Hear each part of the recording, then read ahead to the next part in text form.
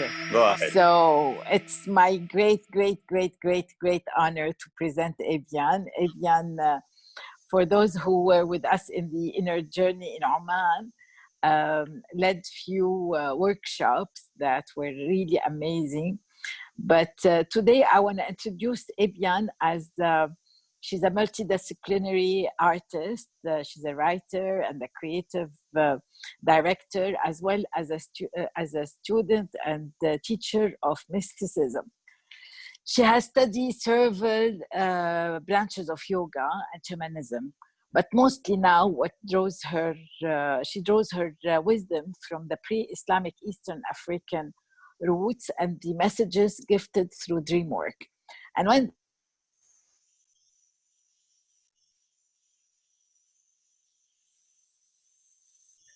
and that's why we are having this presentation today, because it was so highly requested from Ebyän. So we are really very welcome. Thank you, Lina. So, Ali, are you going to speak, or shall I begin? No, go ahead, Epi. I'm just a participant. I know, but I want to say one more thing. I want to talk about the Whispering Tribe. The Whispering Tribe, for those who don't know it, was created last year, and we started our first meeting here in Lebanon. And it's we call it a tribe because it's a gathering, and it's a gathering of like-minded people who would love to share their experiences. It's like a giving and taking and giving platform where everyone who experienced, interesting experiences and sharing all the knowledges that we are accumulating for hopefully advancing and getting into higher spiritual levels. Okay, now it's your turn, Ebyän. Thank you. It was breaking up for a moment, so I didn't know if I missed the sentence that you finished with. But first, I want to say thank you. Thank you to Lina. Thank you for your organization, Ali and Lina, of this. And thank you also for this beautiful message. The Whispering Tribe message and the concept is, bringing this type of work, which is really deep.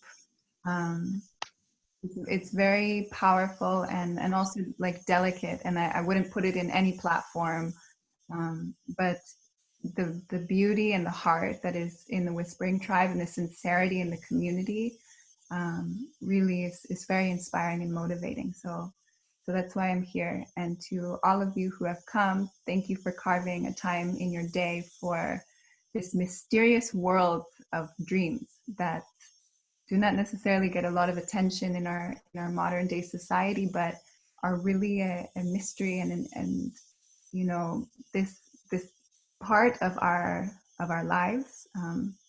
For those who don't already know, though we may remember our dreams every time we sleep, we do dream at least 4 or 5 times. And so we spend a huge chunk of our life doing this. And to be able to draw some of the use out of our dreams, and really it's like almost when you're squeezing orange juice, when we are able to consciously participate or just pay attention and care and turn our attention towards our dreams and give them a seed of importance, really magic blossoms in our life beyond our wildest dreams, no pun intended. So I'm so passionate about this subject. It has really propelled both my personal evolution. It has really challenged me. It's not something that has always been present, but through some work with different plants that help to bring out evolution and transformation and messages in your dreams, I started to really realize the power of what is available to us there. I have always had dreams that are not necessarily pleasant people think that someone who works with dreams is always like turning into an owl and flying all over the place, and that's their dream world. But it's not the truth. The truth is the dream world is filled with a lot of very strange symbolism and experiences that can challenge every one of us, because it's what they're here for, is to help us grow. So I'm going to get into the presentation now, which will break down some of the common questions and information needed to just get a base around dreams, and then we'll go into a question and answer later with you all and with Lena. So what are dreams? Let's start there. The place that I'm going to speak from is a bridge of both the scientific perspective and the indigenous perspective. So what I'm interested in really in my work and in my practice is where the two meet, not staying just in one camp or the other. I really feel a beauty and importance in the meeting place between these two perspectives, and seeing the similarities actually, not the distinctions, and focusing from there. So both camps agree. Dreams are maps of our psyche, and they are a connection and tools to some higher wisdom or higher information, which we'll go into some examples later of some famous works that have actually come from dreams. They're a bridge between the unconscious and the conscious. Many of you may have seen this image of a giant iceberg, and then there's the water, and there's like about 70% of that iceberg underneath here, and then 30% up here. This 30%, the tip of the iceberg, is our conscious mind and self, what we are aware of. And the unconscious is about 70% of what drives us, what drives our actions, what drives also our lives, the circumstances, how life reacts and responds to us. And it's a very mysterious realm that does not necessarily have clear answers, but it is available to us to begin to draw more and more of that unconscious into consciousness. Which leads to this final point of the dreams that we receive are flashlights often on the dark and more brushed away corners of our mind, and of ourself. And so what happens when we turn towards our dreams, the difficult as well as the beautiful, is that we are going through a process of self-embracing and self-acceptance. That is part of what propels our evolution, because we're no longer shunning or hiding from them. To begin with a few examples, dreams often can bring about also fantasies or hidden symbolic fantasies that are suppressed in normal waking life, maybe by pressures of our society, maybe because we don't feel we can totally be who we are in our family or in our work. And so in the dream world, it's the place where the true self can show and represent in strange ways, sometimes obvious and sometimes more cryptic. They are overall, I would say, dreams are messengers. They are messengers for us, for our highest good. This has been my experience and what I have felt, not just from working with them, but also the people around me, seeing other students of my teachers, seeing also clients of mine, like my friends. I am the person who my whole family and friends will call if they have a dream, if they're not normally interested in these things. And when you do receive and really hear the message, from a dream, which can be hard with the symbolism, sometimes you need a little support in that, but we can also do it ourselves. But when you receive for the first time and are really impacted by a dream, it's like when people catch the first surf wave. Once you've got it, you'll never go back, like you're almost, you fall in love with it. And that's where I hope we can begin to enter, and I can gift some of this back to you. So why do they matter? We're understanding what are dreams, but what's the point? Oftentimes they're disregarded as just the brain processing things, which is true. They are the brain processing things, and that's exactly why they matter. So dreams hold an unlocked potential.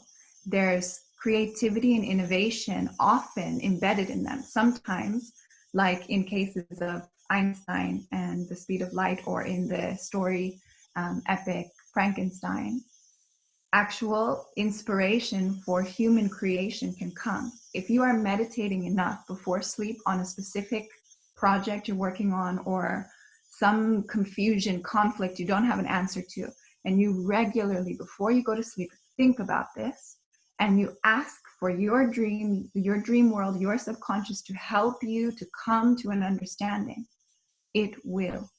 This is a foolproof method, and it will happen even if you don't actually intentionally do it.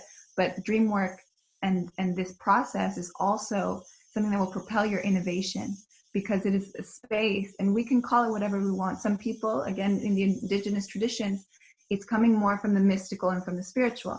In the scientific tradition, it's normally very individualist based. So we're talking about higher intelligence, or the wise or more mature part of oneself and psyche that's able to bring resolution through confusing or warring sides inside of their psyche.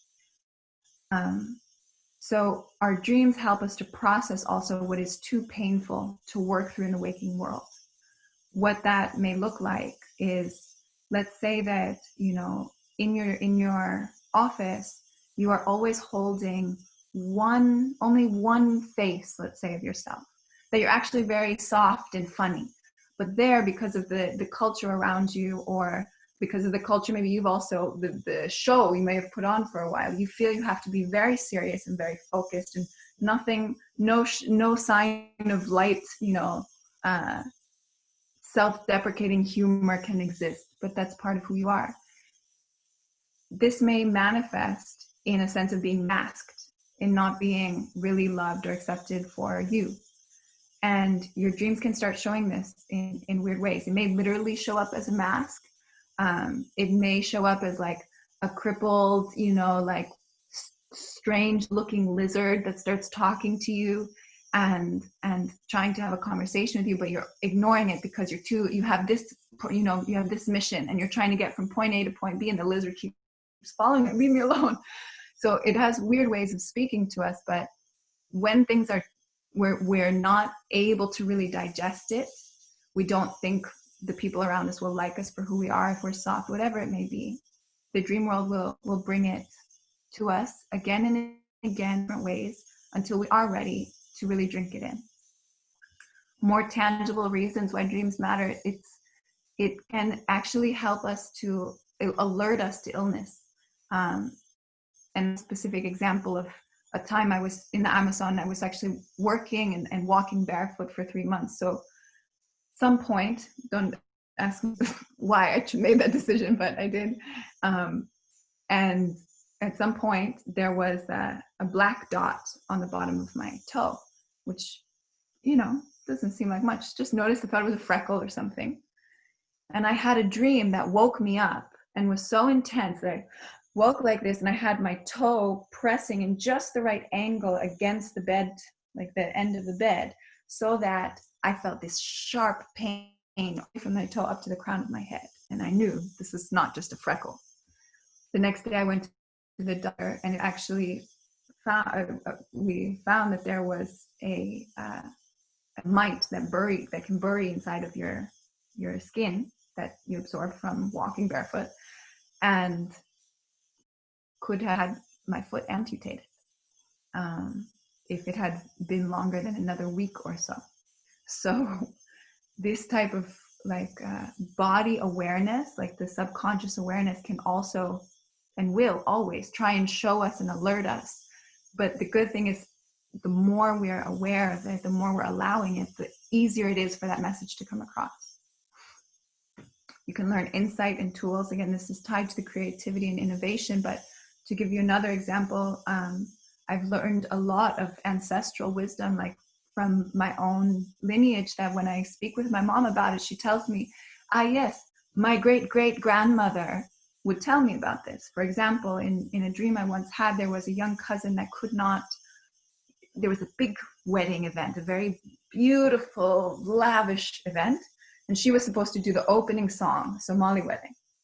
And she was not doing well. She didn't speak Somali well. She doesn't know what she's doing. And all the aunties are there trying to support her, and I'm like, guys, I don't think this is going to happen. We need to find another little girl cousin. This is just not going to work. And they ignore me. And instead, trying to teach this song to her just in the normal ways they had been doing it, what they ended up doing is continuously singing the song in trance, and they would use hand movements and gestures as they were singing. And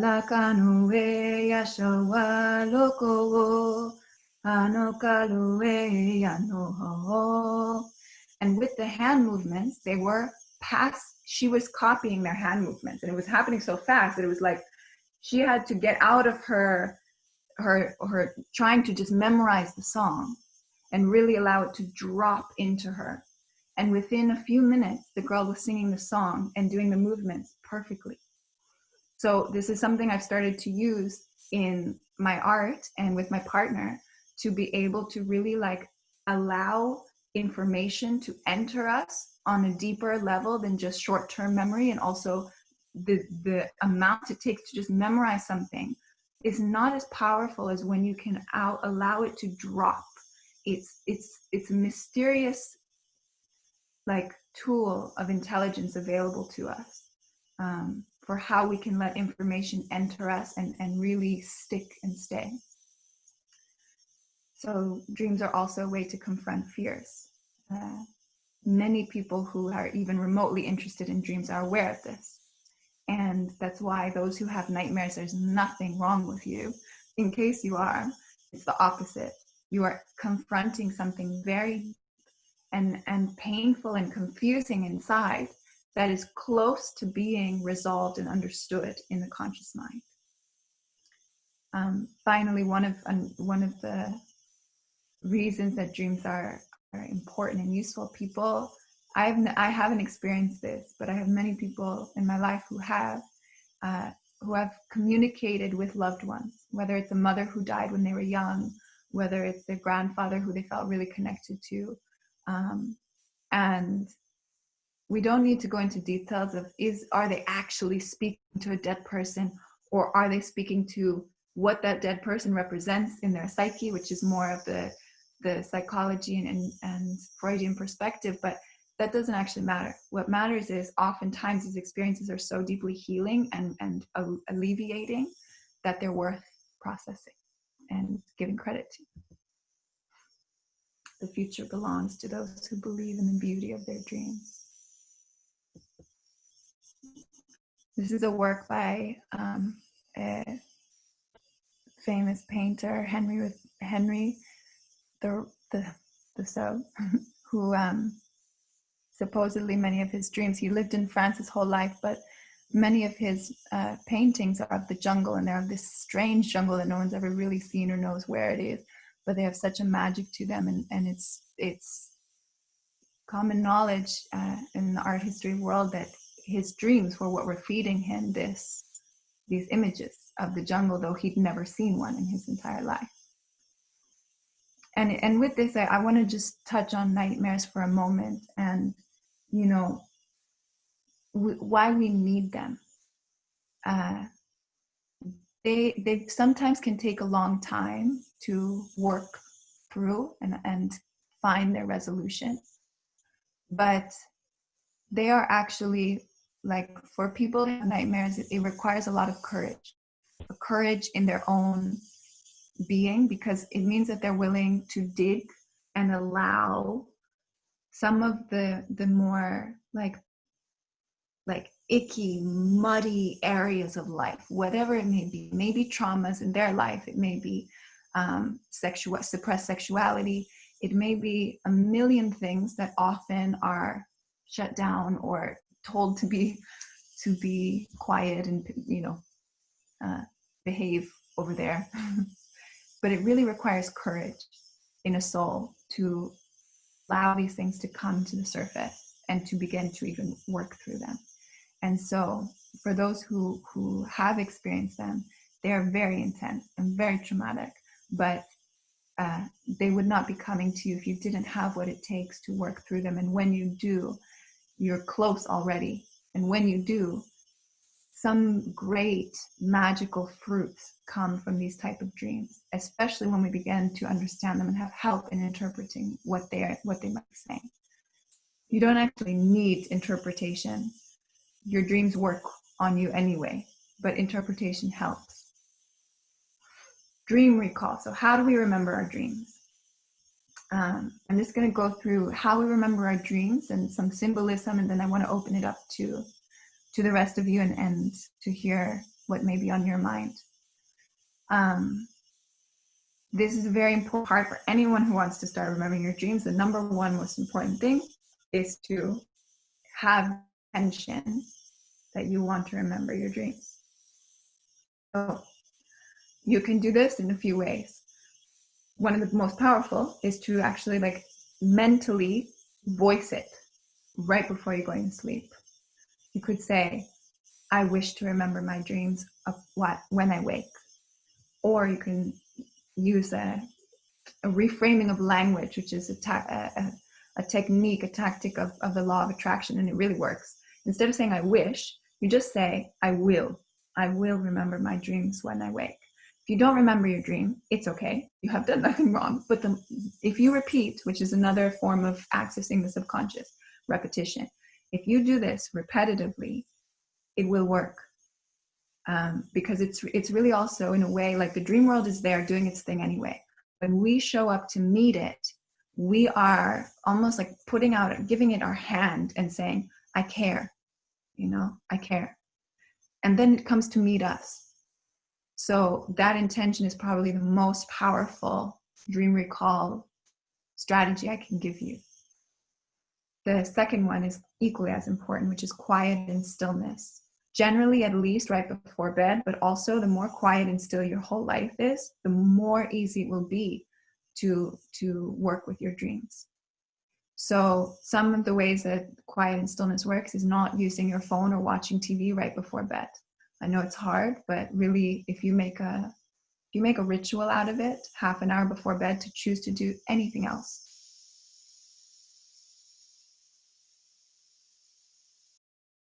You can read a book or you can, like that is okay. But if you're reading and you're scrolling or you're watching really intense images, it can very much affect your dream world and your ability to remember your dreams. A dream journal is so important. Like, I actually cannot remember my dreams unless I write them. And some people, for whatever reason, can remember at least one or two, but we often actually have 3 or 4 dreams. So if you do get to a level in your practice where you really want to try and remember from each stage of sleep as many of the dreams as you have as possible, a dream journal is quite necessary. Start by, in the morning, even if you don't remember your dreams, saying in your dream journal, today I didn't remember my dreams. At some point, you may remember the color green and like a woman in a purple skirt. And you write, I remember a green sky and a woman in a purple skirt. Or I saw the color green and a woman in a purple skirt. And that's all you write in your dream journal for 2 days. That's fine.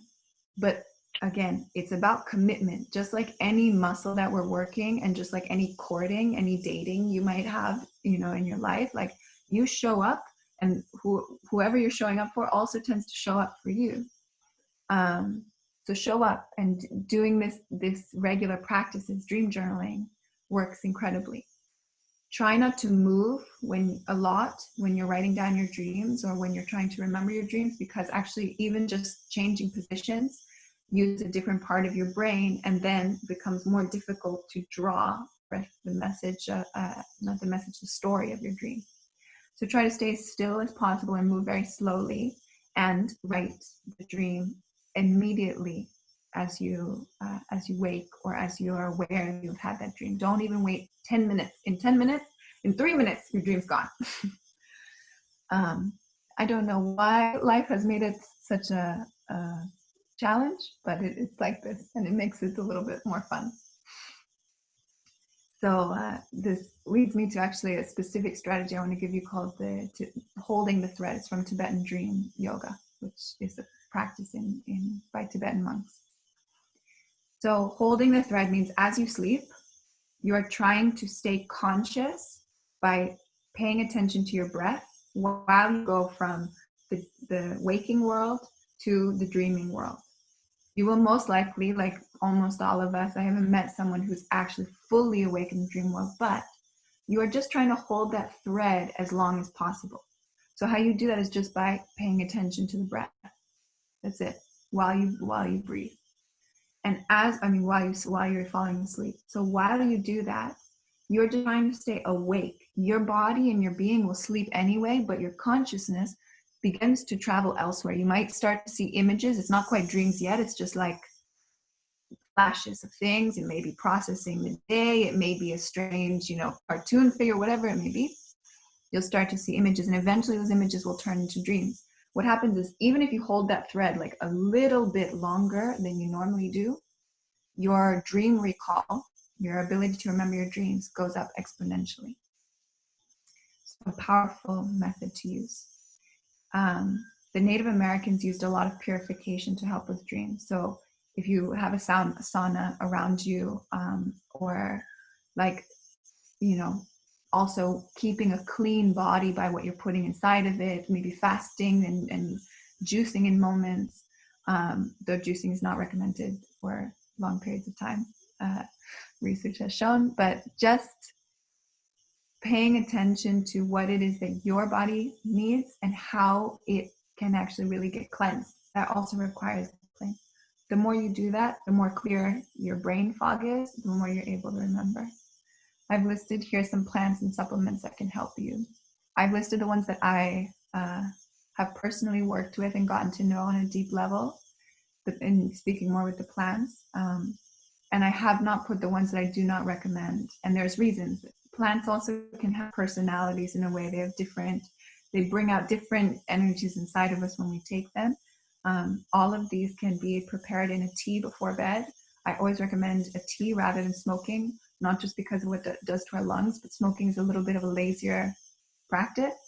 And it actually makes the effect less healing, less powerful. When you actually drink tea, it's able to go through your system. And many of these, like mugwort is a blood purifier. Ginkgo biloba is like what is it called? A panacea. It's actually an incredible adaptogen in the whole body. So it's also working on the physical body, while at the same time opening up your ability to both have dream recall and have really powerful dreams, not just remember any old dream. And then finally, just want to talk about some dream symbolism that is very common. Symbols are the language of dreams. So one of the most common dream symbolisms is being naked somewhere, wherever you didn't expect to be naked there.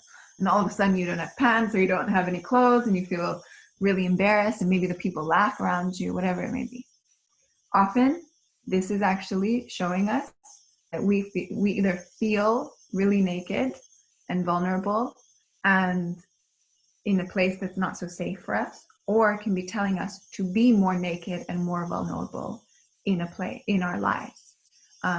Metaphorically, does not mean you striptease in whatever place. It means you are aware of the importance of showing your natural self with no airs. Another common dream is flying, and this, when people have this dream, they love it because it's such an incredible feeling. And it is a good sign in a way. It's, there's something in our life that really can feel like being free, liberation. It can also feel like being really able to let go of control. And there's this liberating joy that comes from that.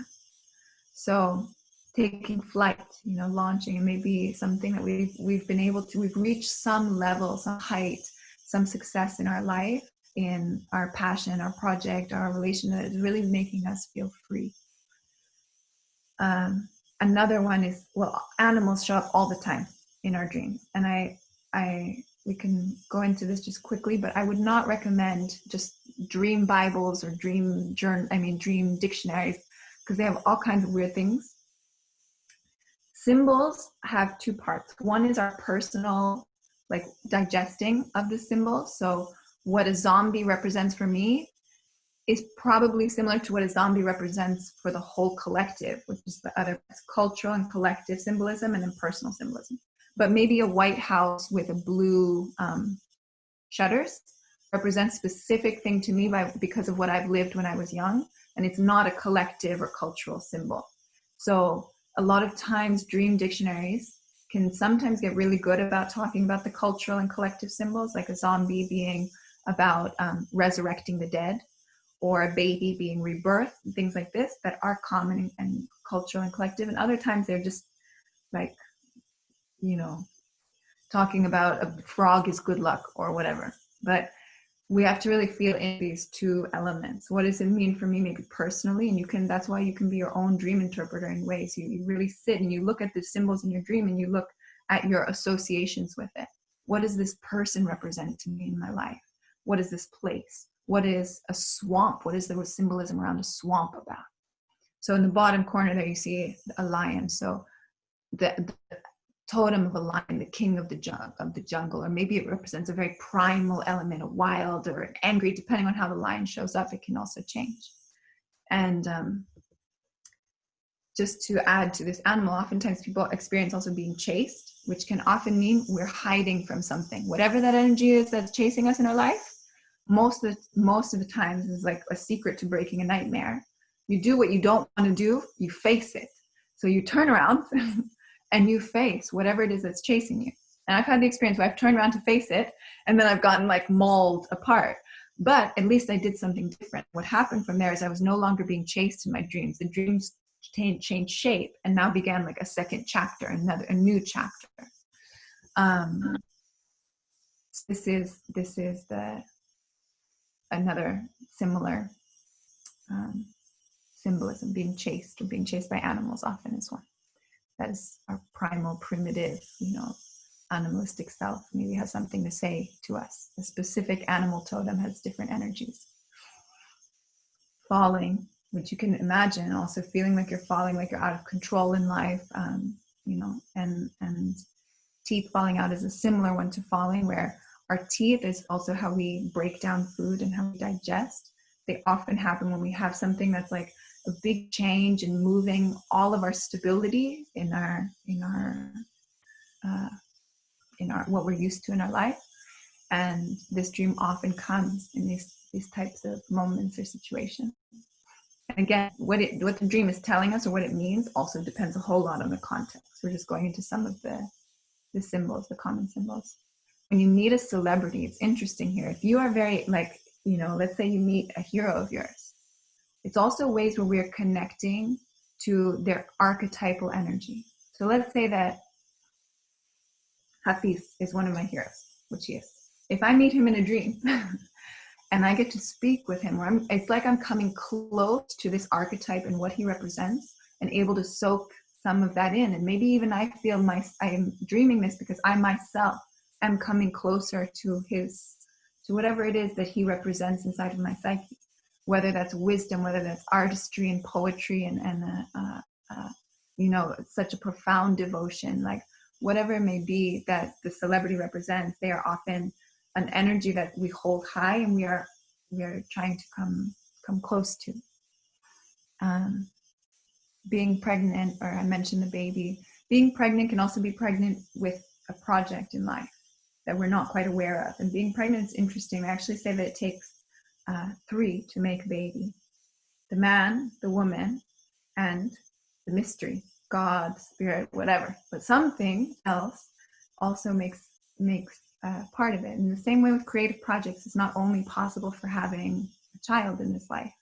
You have a really powerful thing to birth in the world, and it may manifest as you walking around pregnant because it's how your being feels. And finally, holding a baby or an egg often can be about rebirth in our life. I remember once playing capture the flag with a little baby in my arm, running around trying to get across the line back to home playing field. So I'd love to open the floor now for questions. Thank you all for listening, and I hope that some of this has been useful to you. Thank you, Ebi. Really, what a amazing, journey you're taking us. I feel it's just like an introduction, and we need really to explore it much more. I guess the subject is much deeper and needs more exploration. Anyways, we're gonna before we start taking questions, I'm gonna start a question with a question of mine that's because I have the privilege of asking first, so I'm gonna start with the first question. Could you explain to us what's the difference between dreams? Like sometimes we have a dream that's a very clear message, a very coherent story, and we, it's as if we are really in real life, and we feel it very deep, you know. And sometimes we have dreams that are like a surrealistic superposition of like pictures and events, and that doesn't make sense, and we wake up really disturbed by them more than comforted. Can you explain what's the difference? Are there any difference between these dreams? So there's two branches to talk about here. One of it, which I think is more appropriate to this question, is actually about, we often, when we don't understand the dream,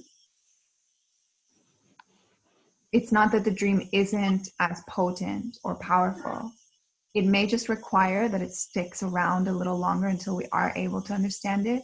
Again, it also helps to have support, to have either a dream circle, to have a therapist or a dream reader, a dream interpreter that helps and empowers you too. That's not just telling you what your own psyche think, what he or she thinks about your psyche all the time. But it's also like, if you imagine that iceberg I was talking about, sometimes there are dreams that are coming from the very bottom of that iceberg, and they're just like coming up. And those dreams can be very fuzzy. They can be very hard to remember. They can be scattered and all over the place.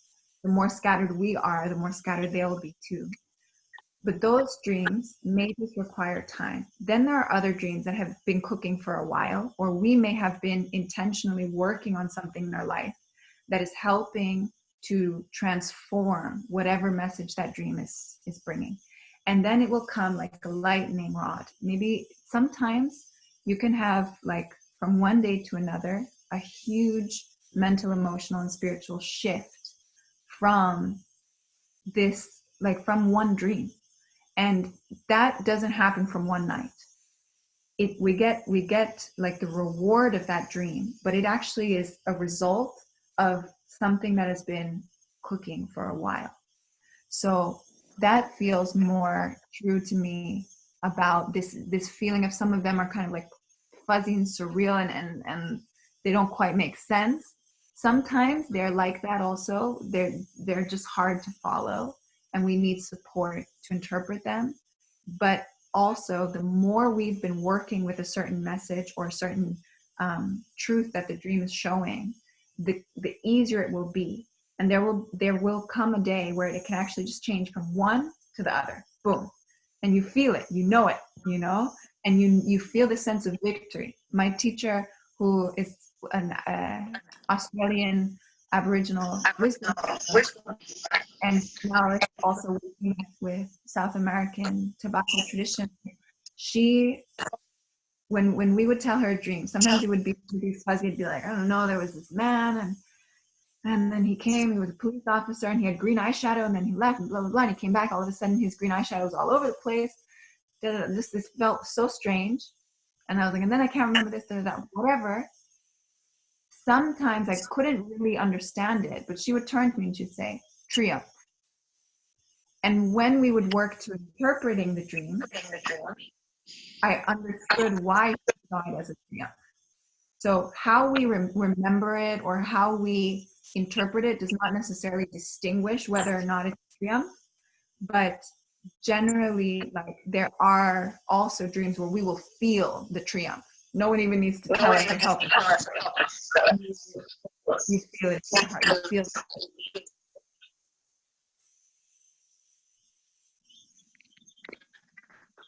Okay, thank you. Sorry, just 1 second. Ebi, can you remove the slide so we can see you at full screen? Yeah, absolutely. Let me see. Yeah. And have I stopped to share the screen? Yeah, it's perfect now. Thank you. Yeah. Okay, so do we have questions? Shall we start with? Let me just see who is raising their hands to ask a question. I can't seem to see who has a question to. I have a question if you don't mind me going. Please go ahead.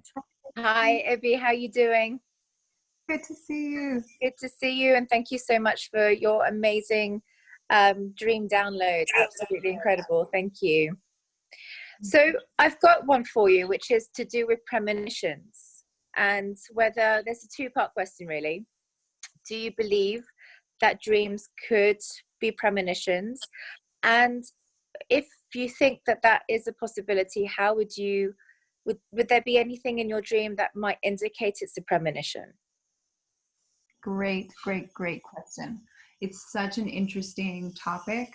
And I absolutely believe in dreams that are premonitions, and only really because I've lived it. I wouldn't actually otherwise know to tell you, all right?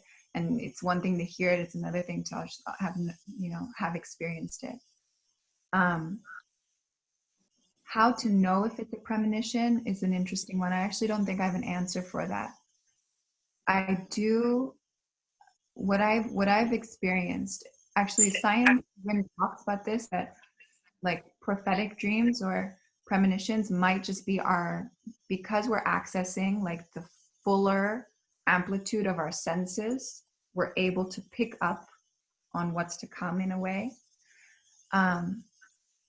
What I have felt about the importance in prophetic dreams and premonitions is that if they have to do with another person, first, we have to get really careful and clear about, is that other person showing up in my dream because it's a reflection of something in my own consciousness, in my own work, in my own life? Or is it really a premonition for them and about them? Mm-hmm. It's very hard to figure that out, but I feel that just having that intention and not like, let's say you dream about somebody who's like died, or like two partners where the partner made love with someone else, and then you go and you just tell them, like, we have to be careful because sometimes we are seeing energies that are coming in a way.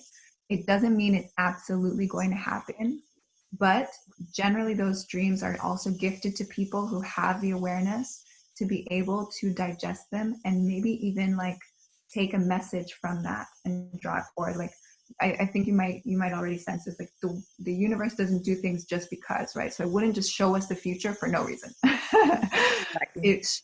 It's showing something for some reason. Yeah. And that's amazing. Thank you very much. Absolutely. We have I also, have a question. Okay, you go, and then Lama after you. Lama has a question. Okay. Maybe how to get into the lucid dreaming? Like, is there some kind of preparations or certain meditation or certain technique to go into the lucid dreaming world? And how different is lucid dreaming from normal dreams? Great question. So it's interesting because people are generally way more interested in lucid dreaming than in any other field about dreaming. I had a teacher who kind of like whiplashed me, where she said lucid dreaming comes about naturally through your own practice and discipline and devotion to working with dreams. Because at the end of the day, sometimes lucid dreaming can be us waking up in a dream, choosing to fly just because we want to, doing whatever just because we want to, rather than really being able to also hear what a dream has to tell us.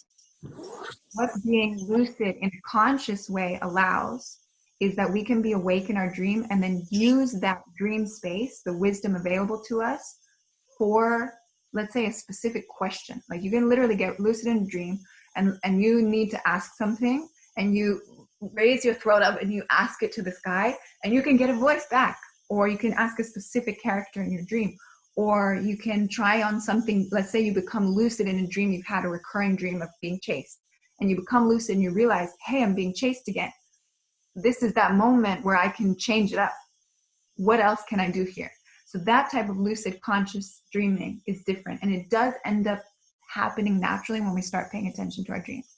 However, there are some tactics. One of them being the hold the thread technique I talked about before, which comes from Tibetan yoga, is one of the best ways, which I think that there's a term for it too, like wake to sleep or something like that, where you are practicing like sharp awareness when you're going from one side to the other. That's one of the greatest ways to do so. Another common one is about reality checks. It's what that does is it allows us to start to feel into the difference between the human tangible world and then the dream world. And so how do you do a reality check? Some people say you can look at a clock, and the way that you look at a clock in this world will generally show you numbers and boom, bam, bam. When you look at a clock or numbers in a dream world, it is melting and strange and never actually has that clean, linear look to it. Same thing with your hands. If you try to look at your hands in the dream world, it doesn't quite work. You will notice a difference. There's not a sharp lines, and you're not able to actually see the hands as you would in this. One that I've used in the past has been some people set alarms, but like every time you hear a certain word, or every time you look at your phone, you at the same time do a reality check. Like you press your 2 fingers through your palms of your hands just to see, am I dreaming? And then in your dream, you start to doing that. You start to do that regularly too. You don't even need your phone or anything. Just every so often you're checking, am I dreaming? Am I dreaming? And in your dream, actually your hand will pass through the other hand. Like the laws of physics that apply here don't apply there. So these are some of the tactics that work. However, I really do feel that there's a power in allowing that lucidity to come naturally, and your own intention of it is really one of the strongest factors in making it possible. The supplements and plants that I listed before are also huge tools and help, though we don't need to be taking them all the time. You can literally take them for about a week period and then leave a week in between, and then another week you can take.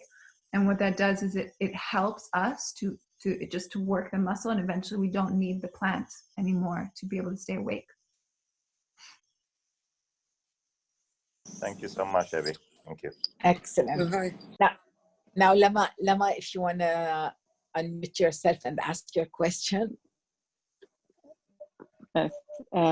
Thank you for the beautiful presentation, Lina, Ali, for the great effort, always amazing resources. So my question is, when you dream in the morning, when you're up and in the morning, it's a different kind of dream. Should we disregard them or the real? And the second part, my other question is, if I have a recurring dream that comes over and over again, what does this mean? And I always have a dream that I'm robbed. I don't know why. So this is Great it.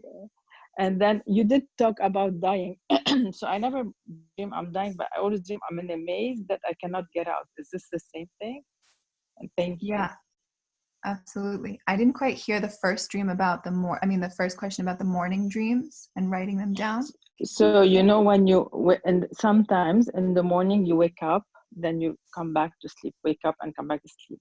And you dream a lot at this time. Are these like real? Yeah. Yeah, great question. What is that? Yeah. Also, when you nap, sometimes you can experience dreams and remember them easier. Yeah, it's super, super important to still write those down. It has to do with our sleep cycle, and we're actually able to dream in these last of our sleep cycle. The REM period gets shorter. However, sometimes, like in the period of 5 minutes, You can have a dream that felt like an eternity and be really important and not remember the entire dream for the whole other 12 hours you were asleep, or 6 hours or whatever, doesn't matter. But those short dreams are equally as important. And it just actually means that the connection in your brain from the conscious and unconscious is it's like it can come over easier. It's not such a long journey to be able to carry that here. Yeah. And in regards to your second question, super interesting, reoccurring dreams. So reoccurring dreams and nightmares can be similar in a way, because they are the messages that are like coming back to show us. They don't have to come back in exactly the same way, because often what happens is they will change shape a little bit and evolve and develop as we evolve and develop. So the recurring dream of being raw. My question to you, like as let's say like a coach or a partner in this, would be, where in your life do you feel like being raw? And to look at that, you know, and then to start to learn, like when we approach the dream and the message with curiosity, you can start to play with it and say, okay, so what do I need to do? Do I need to like up my defenses? Do I need to take myself to a safer place? Maybe I'm not feeling so safe energetically from the people around me. And it depends like where the dream takes place also might tell us more about that. Is it in your, you know, in your career? Is it in your family? Is it, where is it that you feel you're, you know, like you're being taken from in a way with like without your permission? The second one was about the maze. The maze. Right. Does it resonate with you first, what I said about robbing? Yes, yes. Thank you. So, yeah, absolutely. So in where you're stuck in a maze, it's not exactly like dying, but I understand why you might bring up. So dreams, I mean, dream symbolism of dying, when we die in a dream or like wake up from feeling like we've been stabbed or whatever, something in us is dying and it's time maybe that it dies, you know? Though we might have like strong resistance to it, but it really could be that some part of us is now ready to die and go into a new chapter of life, you know? It hardly ever goes easily. So there's this really beautiful quote that says, everything I've ever let go of has my claw marks in it. You know, like letting go is not always this like, oh yeah, I let go. It was so, you know, smooth and fun. No, it was really intense. But eventually I was able to, you know.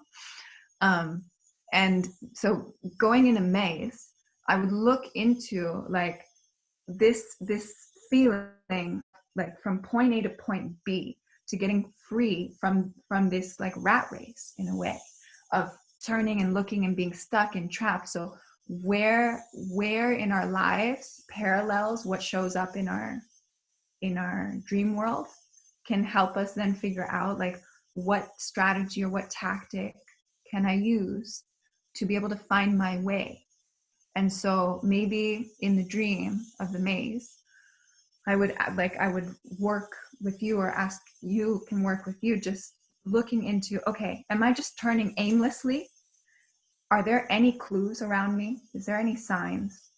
Maybe am I needing to access my intuition? Could be. So there's a million possibilities, but that's where the details of each dream come in to help us develop them and develop ourselves. Thank you very much.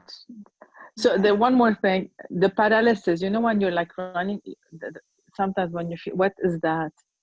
And that's it. Thank you. You mean like when you wake up, but your body's still paralyzed? Or in the dream, you're paralyzed. Yeah. In the dream, you're paralyzed. Where you're sleeping. Yeah, absolutely. So if in your dream you're paralyzed, that's like, again, like, well, let me ask you actually, let's do this because it helps. It helps. What do you associate paralysis with? No, so I don't mean like physically paralyzed, like I want to run, but I cannot run. I'm paralyzed. I cannot move. That's what I meant by paralyzed. Not not really paralyzed. Like, you know, you want to run in the dream where you can run in the dream. You know, I don't have to be out of bed, but in the dream I cannot run. Right. Well, essentially, like if I'm trying to go somewhere and I'm not able to, I cannot, it's because I feel stuck. I feel out of my power, let's say, or out of my like ability or willpower to do what I want to do. So there's two places to look in this. One would be that the dream is telling you that you need to stay still, that you don't need to run anywhere and you need to stop running away. That's one possibility. Again, the details tend to tell us whether it's this one. Or it could be about what is it that is paralyzing you, and we need to unlock that in order for you to be able to access your power and go where you need to go. So this is where the details of dreams come in, and you can look at the other symbolism or the context around it to distinguish between the two, and you might already have an intuition. Generally, the one that makes us kind of like, I know I don't want to do that, but it feels true. That's the one. You know, is it that I need to stop running, and that actually the dream is telling me stay still, turn around, face this, or do what I got to do here? Or is it I need to access my power, you know, and figure out why and I would say, because of the other dream you mentioned, the robbery, that it actually makes me feel it's the second one. You know, if you feel like you're being robbed, then it's like a parallel to being stuck and being like, something is not allowing me. I don't feel free and you know, in my full power. So there's something there that we can look at, like in the energies around you or in your life that are making you feel that way, and then draw forward your strength, your defenses, and your ability, your natural and powerful ability inside to move forward to the next chapter. Thank you very much. Thank you. Thank you, Lama. Thank you, Ebi. I don't know if we have any more question. Anybody has a question? Anybody wants to Yeah, hi. ask? I had a question. Hi. Hi, Ebyän. How are you doing? Love listening to you again. My question is, since you know, I unfortunately missed the part where you were talking about the dying in the dream. I had a recurring dream of my kid falling off and dying, and I have 2 children, and I had a recurring dream about one kid, and then the same dream started to be about the other kid. So it disturbed me on a level, and so if you could shed some light on that. Yeah, absolutely. First, let me ask you, are there any other details from the dream that you remember? Yes, they always fall off. They are kind of playing next to the edge, and they fall off the ledge. And okay. So generally, you can like relax the natural motherly instinct that's like, oh my God, is this showing me that my children are gonna die tomorrow and fall off a mountain somewhere? Don't worry. Dreams, like when we're talking about prophetic dreams, they're hardly ever here to show us someone's dying, because that's not the point. This type of dream, like if you think about it metaphorically, so here's the edge. We as parents have already pushed the edge further than what the last generation has, and that generation before that. And our children are in a way here to do that for us and to us. So it is a natural motherly instinct for us to feel them getting close to the edge, and the sense of worry first that may come, that they might fall, they might die if they fall. And it can be, if we think metaphorically, let's say your child makes some crazy decision to like move to New Guinea and join the tribes and wear white and leave behind the modern world, and you're like, oh my God, you're gonna get like 1 million diseases and this and whatever it may be, right? But that that dream is probably showing like confronting a fear and allowing your children to get to the edge and explore it. And maybe to look into, as a mom, what your role is in there. It's not always going to be to catch them or to stop them from going. They may need to fall. So, and it may also, often what happens is this shows up in our dreams because it's really about you. So you are probably like evolving towards getting closer to an edge of yours, being more daring or radical, and you're afraid of dying or falling. And it shows up as your kids because they're the most, like, where the most love, compassion, vulnerability, and, you know, like the best parts of us comes out. But often, whatever the fears are that come in our dream, even other people, it can also be about them in our relation, otherwise they wouldn't be there. But if we turn that mirror back around to us, the deeper truth is there's something there in us. So that's some place to work and look at too. What are your edges that you already know that you feel called to go towards, but you're scared of falling and dying from? And if you start to do this in your life, chances are that dream is going to transform. They may not fall and die anymore. They may actually grow wings, or maybe they'll fall sometimes because they did it a certain way. They were foolish. And then another time they invented something else, and they created something else, and a cushion caught them. It's infinite possibilities will come. Try to change the normal pattern of thinking. That's when the dream will transform itself. Right. Thank you so much. Relieved I am. Thank you so much. Yeah, don't worry. My dad had dreams about me dying. I had a friend who it was her partner. She was pregnant, and her partner had dreams that a baby was like super, like, weirdly deformed, and they were panicked about it. Their baby come out just fine. The father actually in that moment was really working through his own process of also like acceptance and love towards the baby, no matter how the hell they come out, you know? So don't worry. Right. 99% nothing's happening to your kids of any of that. Thank you. Thank you. Thank you. We have one more question. It's from Maureen. You wanna ask your question? Oh, hey, can you guys hear me? Yes.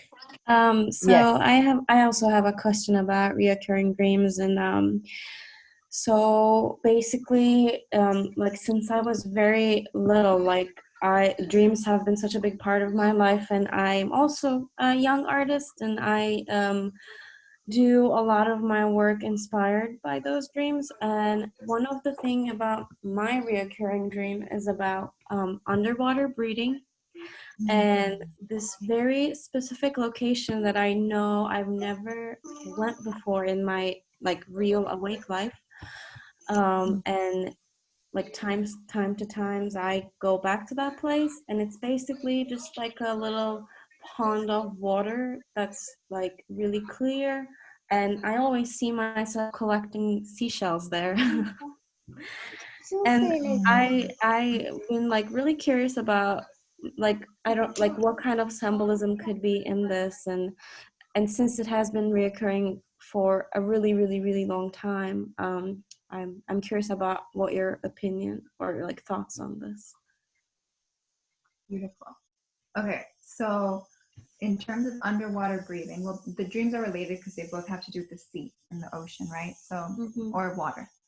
Water is like, it's one of the oldest and deepest metaphors. Often it's considered to be like the well of our emotions and also our consciousness. So when you are diving deep, generally it's also about what we're doing with diving, not being afraid to dive into the depths of our consciousness and of what's available as humans. So when you're able to breathe underwater, which is actually such a beautiful superpower, it's part of being able to breathe in the depths. Why we have that ability, you know? And the depths include the human experience, the emotions, the like the mystical element too of life, the secrets. And so that's partly there. And I think that's part of probably why you are maybe called to be an artist, because you actually can't be afraid of going into the depths. You know, you can't, otherwise your art will just stay on the surface and flutter there. So like, it's not always easy. It requires a lot of courage, but it's a very beautiful sign, because you're also getting the gifts that will help you, which is being able to breathe underwater symbolically. The second part about this place, what you've described like a place where we revisit a lot, that generally actually has a beautiful feel to it, is called the place of power in the Native American tradition. So the place of power, it's like, or another phrase is our inner sanctuary. So it's like an internal home or an internal landscape and temple of our soul. And it's the representing of some just like your essence in visual form. So you go there to like nourish yourself, to reconnect. And it's confirmed or reflected by having like pristine waters, clean waters. Seashells are generally considered like the jewels of the sea, or the fruit of the sea, you know? So collecting seashells is also part of like, you know, like taking the treasures brought to you from the like the mystery, because the ocean is also filled with that. The depths are filled with the mystery of life. And these are the jewels that you keep with you. So it's a place of power. And you can use that in meditation too, like outside of your dream, to connect and to like just come back into who you really are at any moment. Okay, well, thank you. That was so beautiful. Thank you, Ebyän. Thank you so much. Really, it was absolutely delicious. You know, like and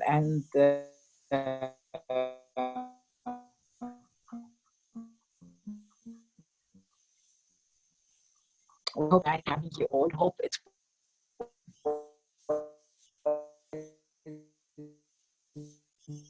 You know, it answered a few of your questions. I just want to remind you, hopefully, in Tunisia on October 10th. And the program will be amazing, and we hope to have you all. Yeah. Lina, your voice was lost. Basically, Lina was saying that we are having the Whispering Trap in October 10th in Tunisia. So we hope all to have you there. I think there is no more questions. There's one question, Zainab. Do you want to ask questions, Zainab?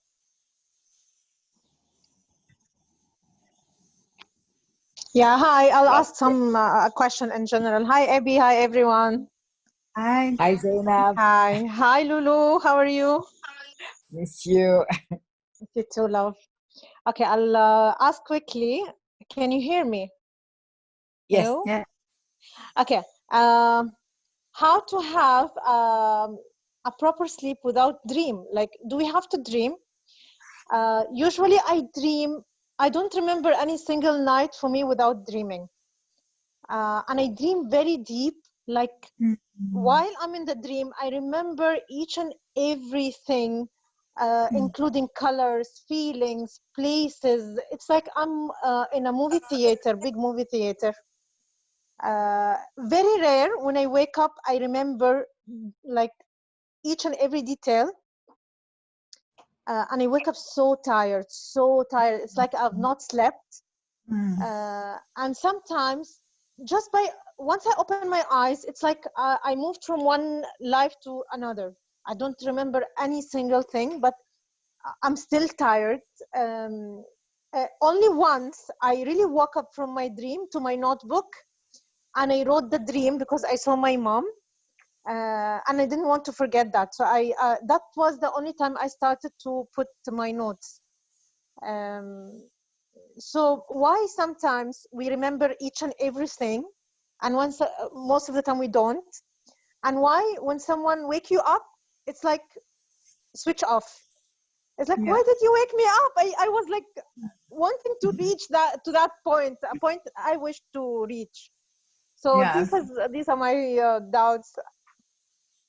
So my answer for you is not I guess maybe the most expected one. but you have a gift that many want to have for a reason, and use it. The more that you pay attention to the dreams that you're being given, like really honoring them, the less they will bother you.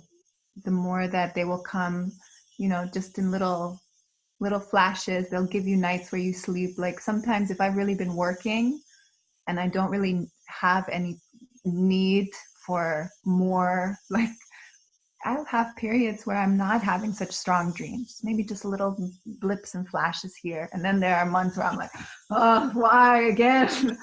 Yeah. And really, like you know, don't wish for something to go away when it's actually a blessing in disguise. Just give it the space that it deserves. Even by having a dream journal, you're going to change this. You have a dream journal, you start writing it down, and if you want, you can contact me. We work with the symbolism, you know. I can help give you tools for you to interpret on your own. Speak with a friend who might be interested in dreams, which is a really beautiful way, like having a sister, a circle on WhatsApp even, and that will liberate this feeling of overwhelm and kind of just like, man, I want to just be able to have a break. Yeah. It's like being Does busy that the full resonate? day and again busy while sleeping. So there is no rest. Right. But that's the thing, is when they are like really berating us, which is what it sounds like it's happening, like the dreams are just like, Mm-hmm. it's like we are processing so much like from the waking world, and then it's trying to come through in the dream world, and just by your intention of like showing up and listening, it will start to open, and it will relax too, the weight upon you, that feeling of being onslaughted. Okay. Yeah. Thank you so much. Thanks, Ebi. Thank you, Ebi. Thank you so much. Anyone has any more question, or can we close the meeting? I guess We are done. Yeah. Yeah. Thank you, everyone. Thank you so much. Take care of Ebi, yourself. that was really amazing. Thank you so much. And I think Honestly, for many people who are here now, they should be ready for the next meeting with much more question, because now we know how to do it, journals and so on. So maybe we can have another session in a month's time after practicing and doing our homework. Exactly. And it's we could also keep a circle of a dream circle within Whispering Tribe, because like you say, once you start to do the work, coming together and having, and I'm, you know, like I've had the blessing of having someone help me break down my dreams to the point where now I can do it on my own and I can help others. And it helps to have one person. And the more that you hear it, the more you'll be able to do it to yourself and help with your friends without projecting our own stuff upon them. And like I was saying, it's such a tool for those who are interested in personal transformation and growth. Not just personal, collective, and, you know, spiritual. So yeah, absolutely. So we'll have another session after doing our homework. Yes, thanks, Ebi. Thank you so much. Regards from the Thank you. masters. Thank you. I love you guys. I love you. Thank you all for coming. Thank you. Thank you, Kirtan. Thanks. Bye, guys. Amazing. Bye.